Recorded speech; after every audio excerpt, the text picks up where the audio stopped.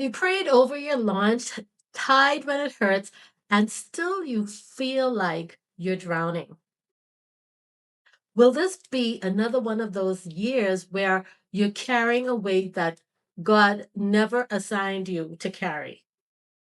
Not next quarter, not when things calm down, now. The thing is, maybe you're constantly pushing, overworking without getting a break. I know because that has happened to me so many times.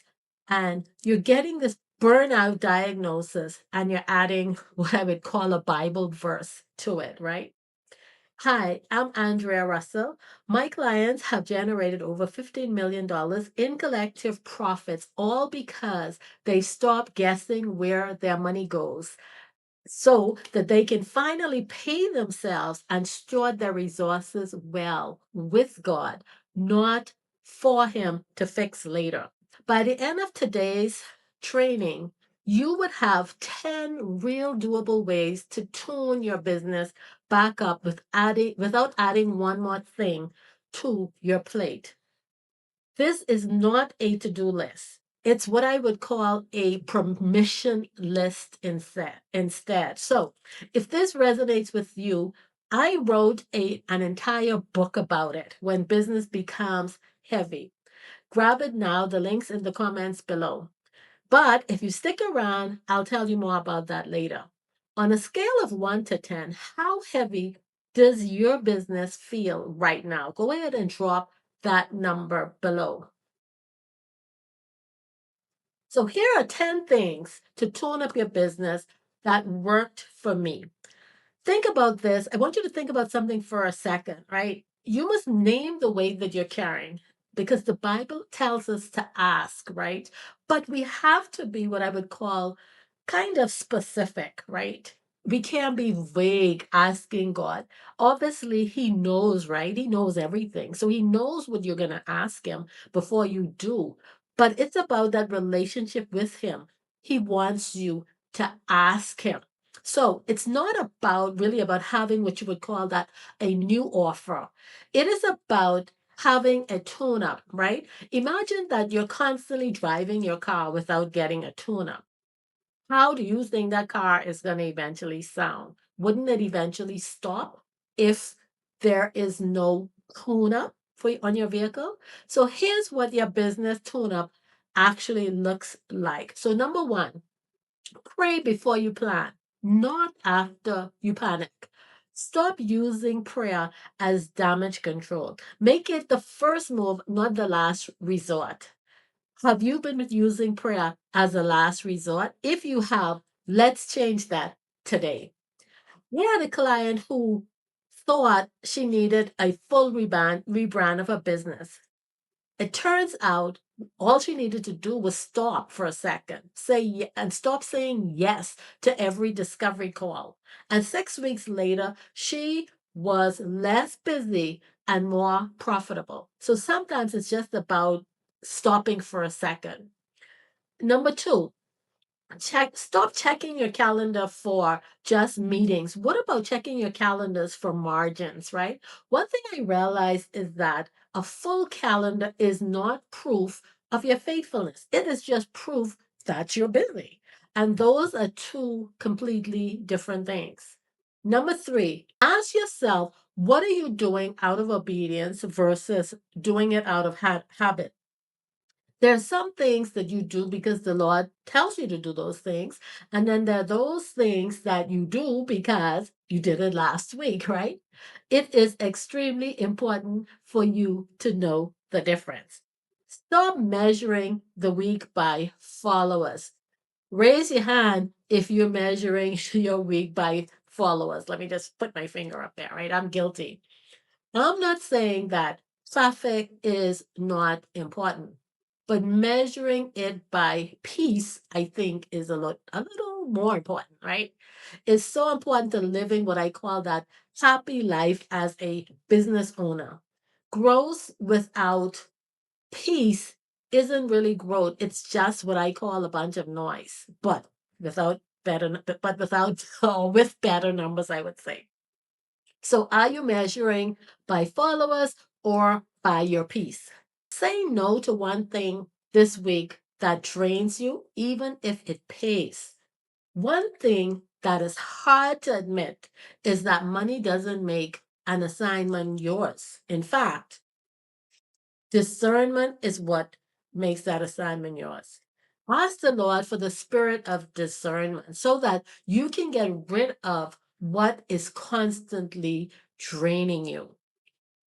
Number six, there's an app on your phone that you're avoiding opening. You haven't opened that app and you know that you should be opening that app, right?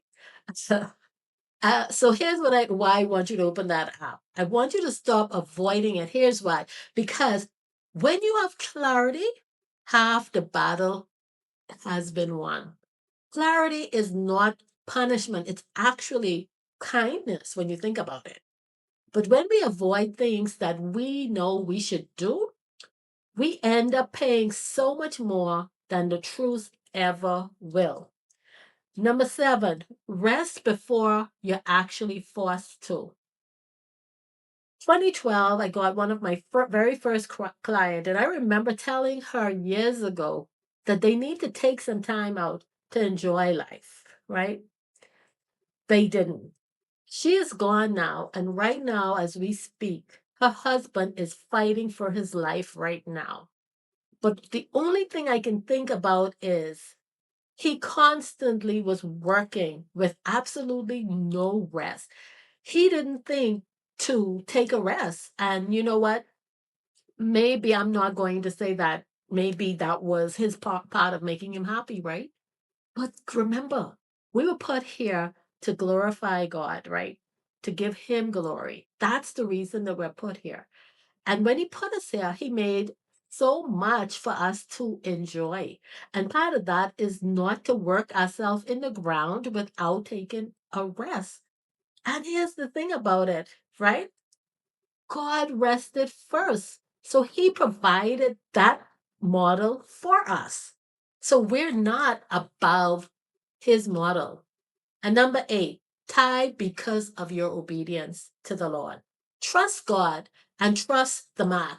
In other words, fear gives reluctantly, but faith gives first.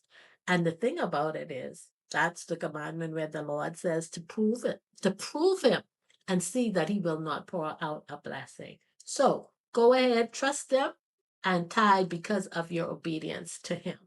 And number nine, ask yourself one honest question at the end of the day.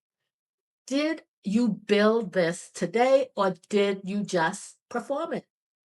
When we build something, what we do is we build it quietly. We do it quietly without fussing.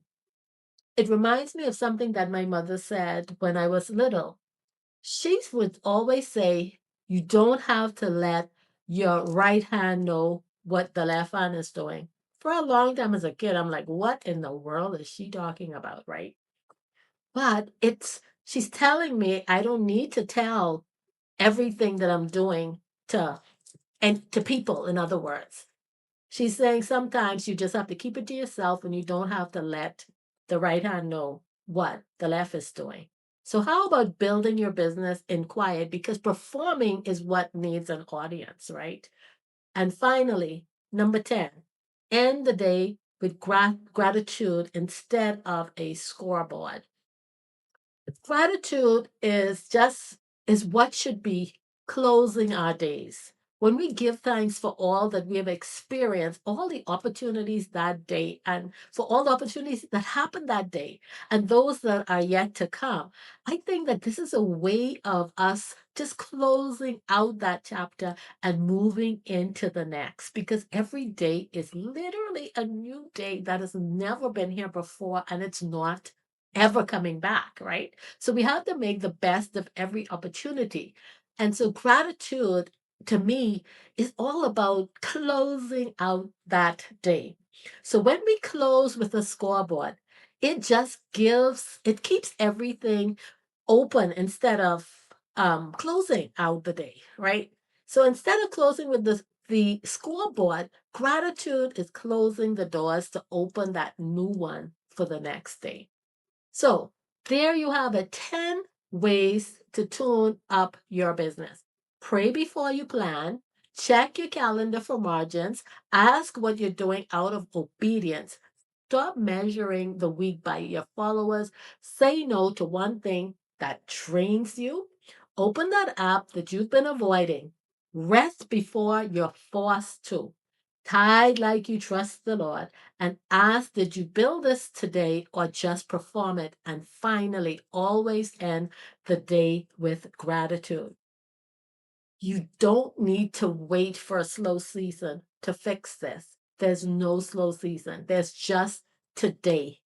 And what you do with the weight you've been carrying is important to lift that weight. So, if any of this names something you've been feeling but didn't know how to put it into words, that's exactly what when business becomes heavy walks you through. Go ahead and grab your copy now. It's available on Amazon. The link is in the comments below. And the next video, we're going to be talking about, are you actually hearing God or just hearing yourself? See you next time.